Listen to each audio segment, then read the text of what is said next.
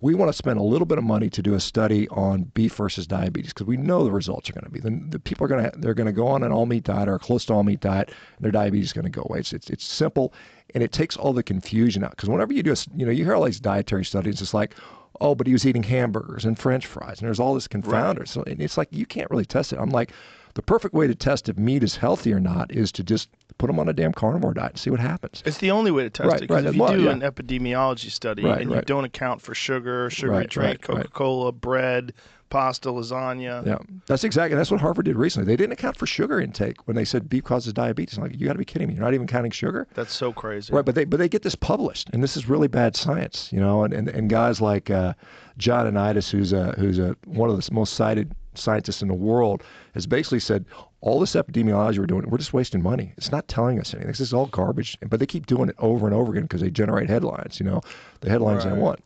But anyway, back to this beef checkoff thing. So I said, hey, look, every year you award money, hundreds of thousands, tens of millions of dollars to promote beef. I said, let's get a little bit of money to do a research study on diabetes. And they literally said, no, we're not interested in doing that. And I'm like, you got to be kidding me. The beef industry is taking a beating right now. You listen to it, it's like, everybody wants to get rid of beef. The cow farts are boiling the oceans, and it's going to kill you. It's going to give you cancer, which all of it is largely nonsense. And this is, in my view, this type of study would clearly demonstrate that not only does beef not cause diabetes. In fact, I talked to the CEO of the NCBA 2 years ago. I sat down, I presented in front of the California Cattlemen's Association, and literally the president of the association stood up and said, I went on a carnivore diet and cured my diabetes.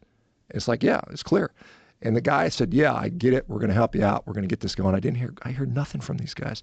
So what I think is going on is the USDA kind of oversees all these checkoffs, and they just kind of say, look, you can't say that because we want to promote, because again, they have all these processed food lobbies, Nabisco and PepsiCo sitting on they're on the board, and they're like, if we promote this one food and people stop eating all this processed food, right, then what are we going to do? We're going to lose a lot of money. You think about it, not that I'm advocating that everybody go on a carnivore diet, because I don't think it's necessary for one, but if you significantly cut back on all these people consuming all this garbage, what does that do economically to this country?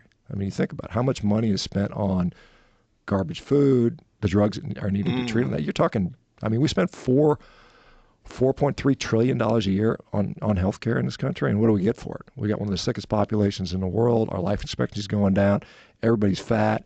Everybody's depressed. Everybody's on drugs. It's crazy. It is crazy, and it's crazy that they don't look to diet as being the primary cause of that. Or if they do, they look to these epidemiology studies that don't take into account exactly what you're eating with the meat. Why is it meat that's always demonized? Well, I think for a number of reasons. One, if you go back to like dietetics in the beginning, like back in 1917, the American Dietetics Association was formed.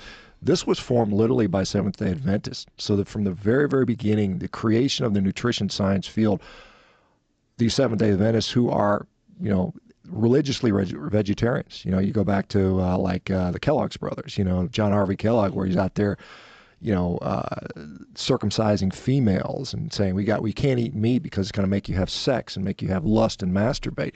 This is all like this religious stuff. And then it got people don't know that, but they should know that he developed this cereal, this bland cereal, to discourage masturbation, which is one of the wildest things I have ever heard. Yeah, that guy was a wacko, man. He was in there dude. He was giving himself like high pressure enemas every day. It was just like fucking 20 gallons a minute enemas because he thought that was something. Yeah, he was a wacko. He was a really nutty guy. You read about some of his 20-gallon enemas? It was some ridiculous, like super high capacity, like a super soaker on steroids thing. Just Are enemas bad for you? Because I've always wondered if your internal gut flora is important, and it is. Isn't that getting washed out?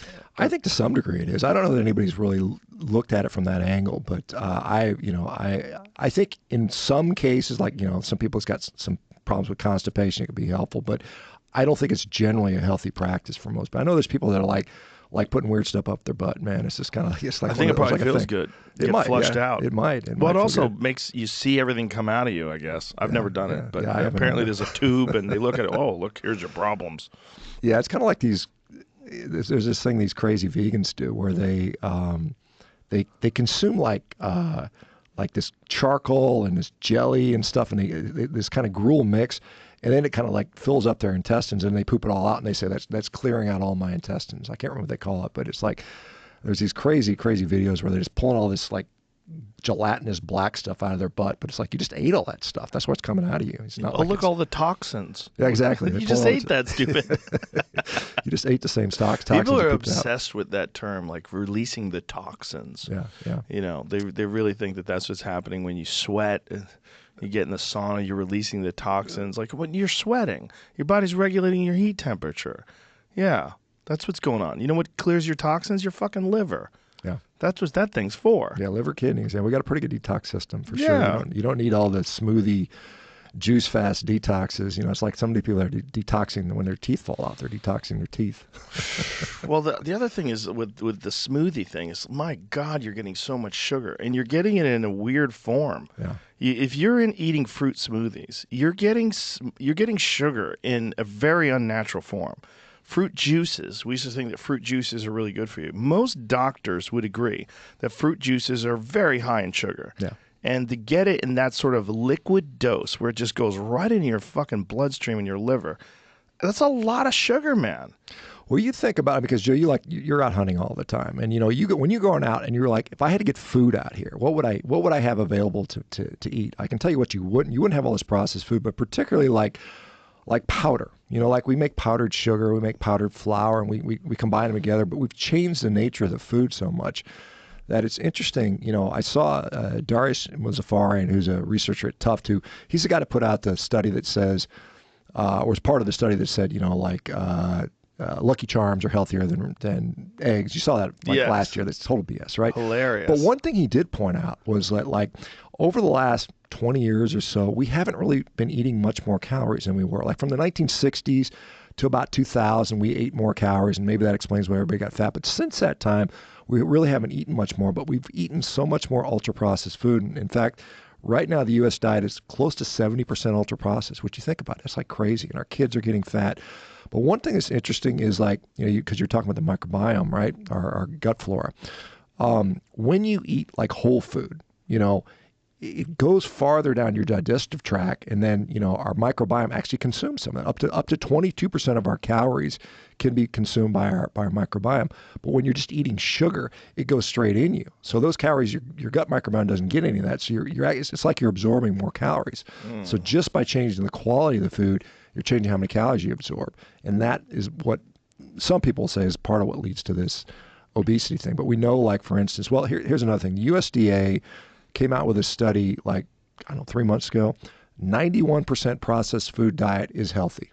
You know, this is what they're pushing, trying to get us, because they're trying to position us to say. What was this study? This was the USDA put it out. It was probably, I think it was the Nova study. I might have that on there, Jamie, but it's basically because there's starting to be backlash against ultra processed foods. I mean, like South America is starting to ban this stuff, which I think, you know, I'm not for banning food. I mean, I think that gets into, you know, freedom of choice and things like that. So you shouldn't ban. Just like you can still smoke if you want to. You know, it's not the best for you, so you don't want to do that. But at the same point, you know, they're saying, like, this stuff is, there's a lot of backlash. Like people like myself and probably you and others just saying, look, this ultra-processed garbage is literally killing us. It's making us crazy. It's making us depressed.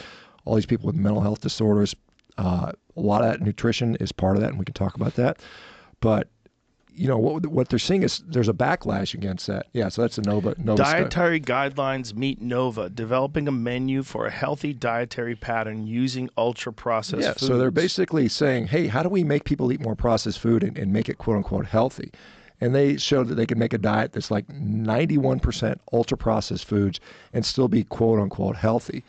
Look what it says here. It says the purpose of this proof of concept study was to determine the feasibility of building a menu that aligns with the recommendations for a healthy dietary pattern from the 2020 DGA and includes a over 80%, what is that, KCAL? Kilocalories from UPF, ultra-processed foods, as defined by Nova, designed to accomplish this objective. We first developed a list of foods that fit Nova criteria for UPF, ultra-processed foods, fit within a dietary patterns in the 2020 DGA, and are commonly consumed by Americans. We then use these foods to develop a what is that, 7D? What does that mean? 7 day, 7 day. 7 day, 2,000 kilocalorie menu modeled on the My Pyramid sample menus, and assess this menu for nutrient content as well as for diet quality using the Healthy Eating Index. The results in the ultra-processed DGA menu that was created, 91% of the kilocalories were from ultra-processed food or NOVA Category 4. The HEI 215 score was 86 out of a possible 100 points. The sample menu did not achieve a perfect score due primarily to excess sodium and an insufficient amount of whole grains. This menu provided adequate amounts of all macro and micronutrients except vitamin D, vitamin E, and choline. Conclusions. Healthy dietary patterns can include most of their energy from ultra-processed foods, still receive a high diet quality score, and contain adequate amounts of most macro and micronutrients. Boy. Right. So remember, USDA, the guys that go there, they leave USDA and they go sit on the board of directors at Nabisco and PepsiCo. And so this is really, I think, what this is. It's positioning us as a society to accept that ultra-processed foods are our food. It's really human pet food. I mean, you see what happens to our pets. Yes. And everybody's fat, so we're going to say, well, it's still okay. If it's okay if you eat your human dog chow or your human chow, just keep doing that. Don't ask questions. And oh, by the way, here's an Ozempic shot or a semaglutide shot we'll give you to kind of keep you chilled out. So it's really, I mean, it's almost sinister in a way. It's very bizarre. It's very bizarre that this isn't challenged. And that shows you how captured our food industry really is. The fact that that's not challenged, the fact that our health guidelines aren't set on, hey, what you should be eating is what human beings are designed to eat in nature. Yeah. Well, I mean, which is real food. I mean, my opinion on dietary guidelines, because we have a USDA that meets every 5 years. And by the way, so the USDA dietary guidelines panel, did you see there's a physician from Harvard named Fatima Stamford, right? And she went on 60 Minutes and said, obesity has nothing to do with diet. It has nothing to do with exercise. It's all disease and genetic, and there's nothing you can literally do. And she's also sponsored by Novo Nordisk, who makes Ozempic, right? And she's on there. And she's also a member of the U.S. Dietary Guidelines panel. So 95% of the people that sit on the U.S. Dietary Guidelines panel today, for this next one when they're going to come up for the 2025 guidelines, all have financial ties to processed food companies. Yeah. Which, I mean, you think about it, it's just like, this is crazy. So wild. So if you go to like Brazil's dietary guidelines, or at least one they released a few years ago, it was like, here's what you should do.